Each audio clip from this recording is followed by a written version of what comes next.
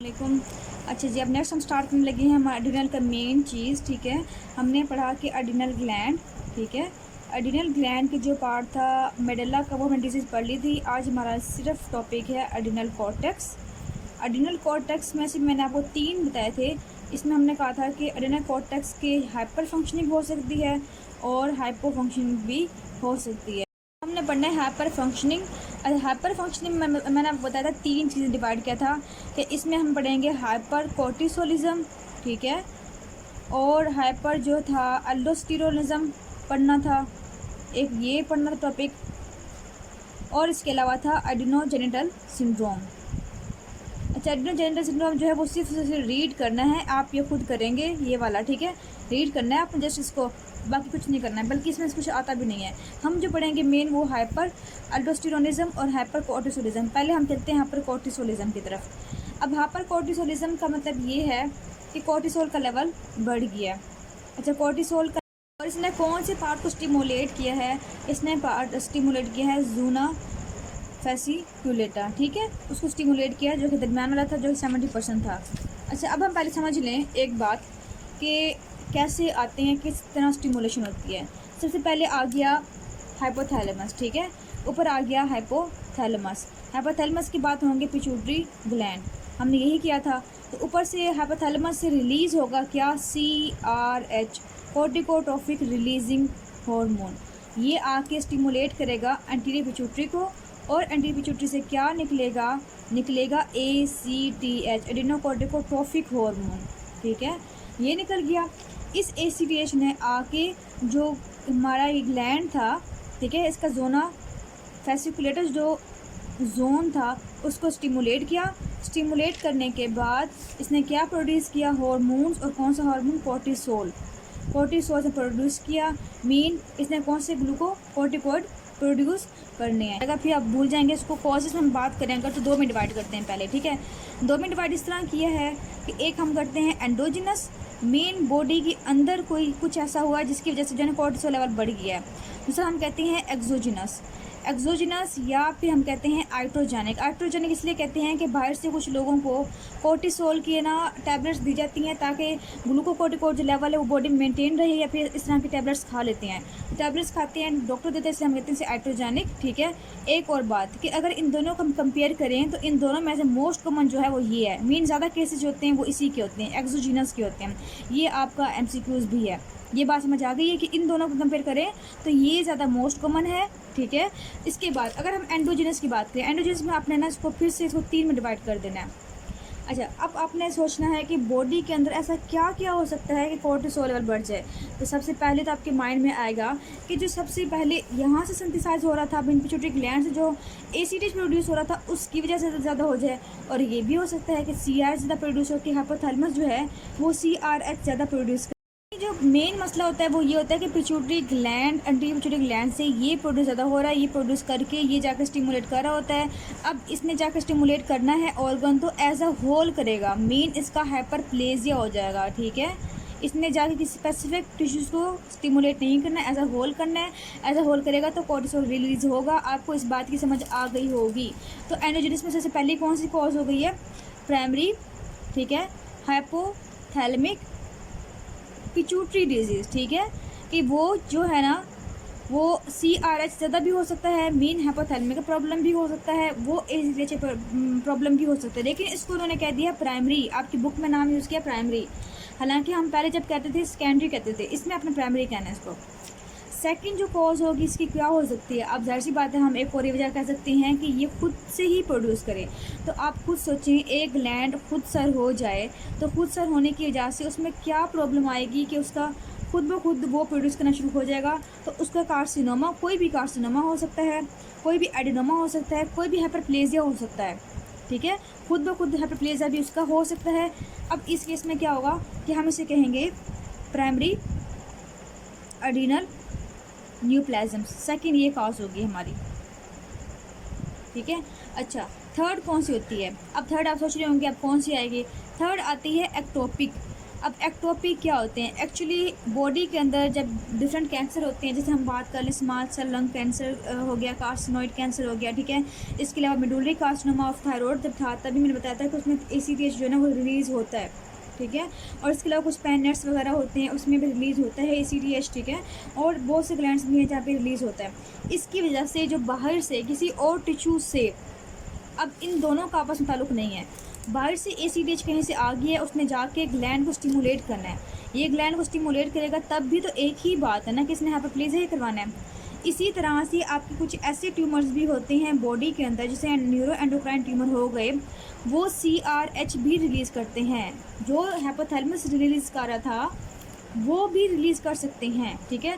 तो ये इनको स्टिमुलेट करेगा, इसको ये प्रोडक्शन ज़्यादा होगी, ये ज़्यादा होगी तो ये हाइपरप्लेजिया करवा देगा, ठीक है।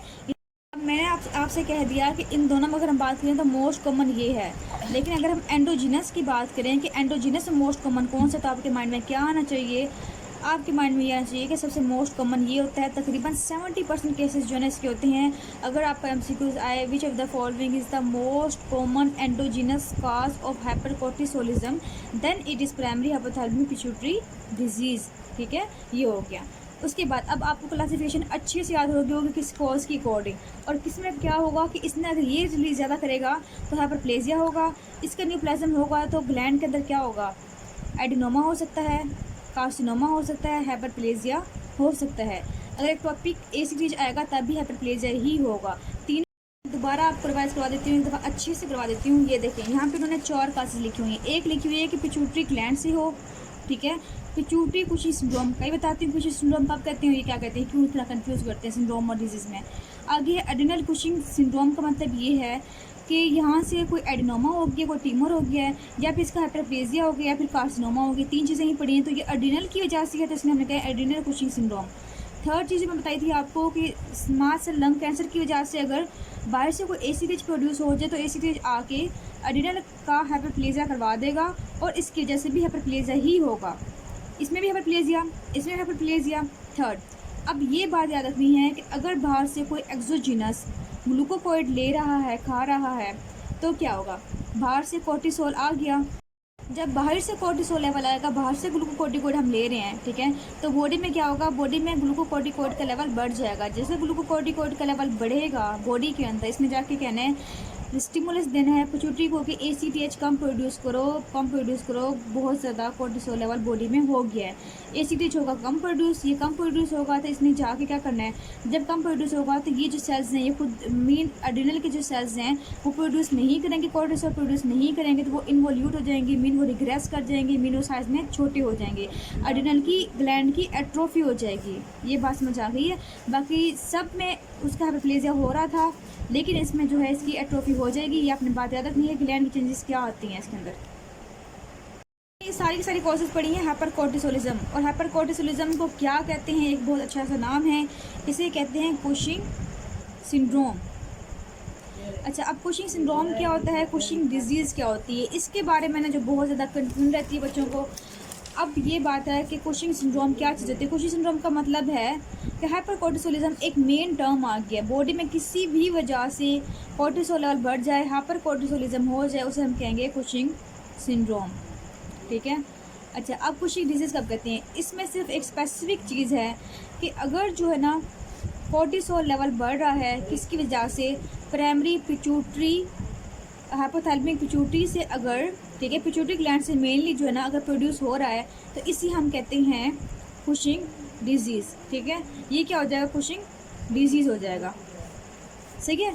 अच्छा, अब आगे उन्होंने लिखा हुआ है, एक जगह लिखा हुआ है कि ACTH डिपेंडेंट, और दूसरा लिखा हुआ है ACTH इंडिपेंडेंट।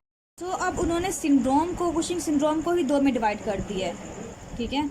अब इसमें डिवाइड किया है, इसका मतलब ये है कि ACTH डिपेंडेंट का मतलब ये है कि इसने पिट्यूटरी से ही आना है, पिट्यूटरी ने ACTH सीक्रेट करना है और फिर जाके कोर्टिसोल लेवल बढ़ाना है, तो इसे हम कहते हैं ACTH डिपेंडेंट पुशिंग सिंड्रोम। लेकिन यही चीज़ है, ठीक है। अगर वो कहते हैं कि इंडिपेंडेंट, इसका मतलब ये है कि जो ग्लैंड है वो खुद ब खुद प्रोड्यूस कर रहा है, उसको ACTH की ज़रूरत नहीं है।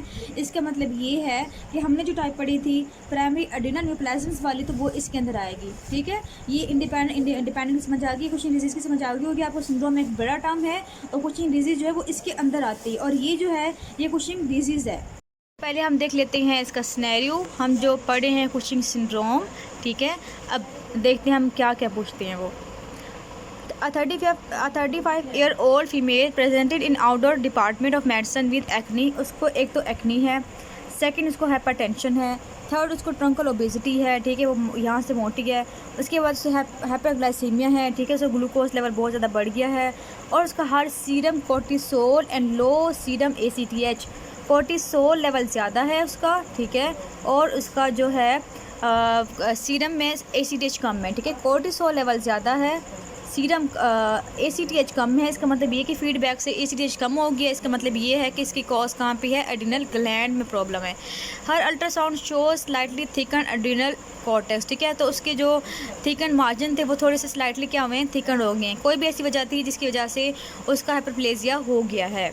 सो आपको समझ आ गई है। हम नेक्स्ट वीडियो देखते हैं, फिर हम चलते हैं टॉपिक की तरफ। अच्छा जी, आपको क्वेश्चन है number 2। A 35-year-old female slowly gained weight over the past 1.5 year, ठीक है। एक तो वो हेल्दी हो गई है। She also complaints of healthy तो नहीं, खैर मोटी हो गई है। She also complaints of muscles weakness and menstrual cycle irregularity. So उसकी मसल्स वीकनेस हो गई है।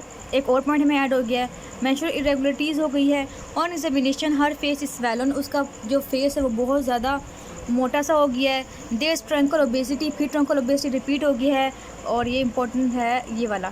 फिर उसका है बफेलो हम, ठीक है। उसके बाद एक मिनट, बफेलो हम ये इंपॉर्टेंट है। एंड एब्डोमिनल कुटेनियस स्ट्राया, ठीक है। एब्डोमिनल कुटेनियस स्ट्राए, बफेलो हम, truncal obesity, swallow face, mean moon face और मसल वीकनेस। इसके अलावा और चीज़ क्या लिखी हुई है, BP बढ़ा हुआ है, वही हाइपरटेंशन है उसको, ठीक है। अब बताएं इसकी डायग्नोसिस क्या है। हमने इसकी डायग्नोसिस की है कुशिंग सिंड्रोम।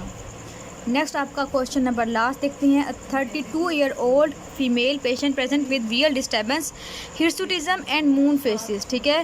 हिर्सुटिज्म हो गई है उसको, मून फेसिस हो गई हैं, and 24 hours urinary free cortisol level are elevated. Cortisol level बढ़ गया है तो पता चल गया कि कोई ना कोई एड्रेनल कॉर्टेक्स का मसला है। और इसके बाद क्या हुआ है, her shows of space occupying lesion in the pituitary gland. अब पिट्यूटरी ग्लैंड में उसका ट्यूमर आ गया है, ठीक है। पिट्यूटरी ग्लैंड में उसका ट्यूमर है। इम्पेंजिंग ऑन द ऑप्टिक क्यास, ठीक है। आपने डायग्नोसिस ये सब कुछ पढ़ लिया है। अब हम चलते हैं अपने टॉपिक की तरफ। कहते हैं कि लेबोरेटरी टेस्ट में क्या क्या आएंगे। अच्छा, आपने ना अच्छे से याद करना है इसको। सबसे पहले हाइपर कोर्टिसोलिज्म में तो ये तो कंफर्म बात होगी ना कि कोर्टिसोल लेवल बढ़ा हुआ होगा। और तो हमने कोर्टिसोल लेवल चेक करना है। चेक कैसे करना है, आपने ना पेशेंट से कहना है 24 hour यूरिनरी फ्री कोर्टिसोल का मतलब ये है, पेशेंट से आपने कहना है कि वो सुबह उठे, सुबह उठने के बाद अपना ब्लैडर जो है वो इम्पटी कर ले, ठीक है।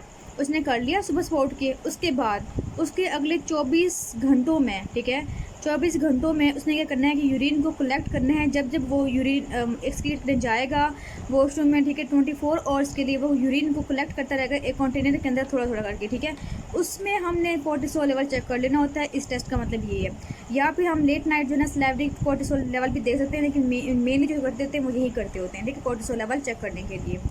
अब हमने कोर्टिसोल लेवल चेक कर लिया कि ये तो कंफर्म है कि हाइपर कोर्टिसोलिज्म हो गया है। अब हमने ये रूल आउट करना है कि हाइपर कोर्टिसोलिज्म तो हो गया है, लेकिन किस वजह से हुआ है, ठीक है। तो किस वजह से हुआ है तो हम करेंगे रूल आउट कि हमने ACTH लेवल देख लेना है। अगर तो ACTH लेवल बढ़ा हुआ तो इसका मतलब ये है कि इसकी काज कहाँ पे है, पिट्यूटरी के अंदर या फिर हाइपोथैलेमस के अंदर है, पिट्यूटरी का ट्यूमर है, ठीक है, पिट्यूटरी के मसला है, पिट्यूटरी का ट्यूमर है ये।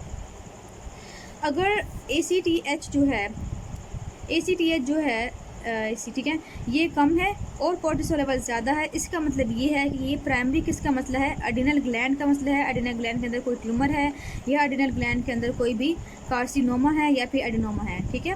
ये हो गया। ये तो हमारी 2 बातें हो गई हैं। एक और टेस्ट होता है, ठीक है, उसे हम कहते हैं डेक्सामेथासोन टेस्ट। एक तो आपका ये टेस्ट हो गया, सेकंड हमने ACTH का लेवल देख लिया, थर्ड हमने कर लिया डेक्सामेथासोन टेस्ट। अच्छा, ये वो टेस्ट है कि अब हमने, क्योंकि हमने ये डिफरेंशिएट कर लिया कि ये या तो पिट्यूटरी का है या फिर एड्रिनल ग्लैंड का, लेकिन एक चीज़ हमारी जहन में रह गई कि हमें ये तो पता ही नहीं कि एक्टोपिक तो नहीं है, कहीं एक्टोपिक तो एसीटेज रिलीज़ नहीं हो रहा, इसकी खातिर हमने क्या करना है, हमने डेक्सामेथासोन देना है। डेक्सामेथासोन क्या करता है कि ये जाके इनहिबिट करता है किसको, एसीटीएच की प्रोडक्शन को, कहाँ पे, पिट्यूटरी ग्लैंड के अंदर, ठीक है। इसने इसको इनहिबिट करना है। जब ये इनहिबिट हो जाएगा तो फिर उसके बाद अगर तो एसीटीएच प्रोड्यूस हो रहा है पिट्यूटरी ग्लैंड की वजह से, तो फिर ये स्प्रेस हो जाएगा। ये जैसे ही कम होगा फिर हम देख लेंगे एसीटीएच का लेवल या फिर कोर्टिसोल का लेवल देख लेंगे बॉडी के अंदर, तो ये भी जो हो जाएगा कम हो जाएगा, ठीक है। ये बात समझ आ गई आप लोगों को। अगर सपोज करें कि हमने डेक्सामेथासोन दिया है लेकिन एसीटीएच कम नहीं हुआ, इसका मतलब ये है कि एसीटीएच जो है पिट्यूटरी ग्लैंड से नहीं बन रहा, बल्कि वो बाहर किसी और जगह से आ रहा है, किसी और एक्टोपिकली सिक्रीट हो रहा है किसी और की वजह से।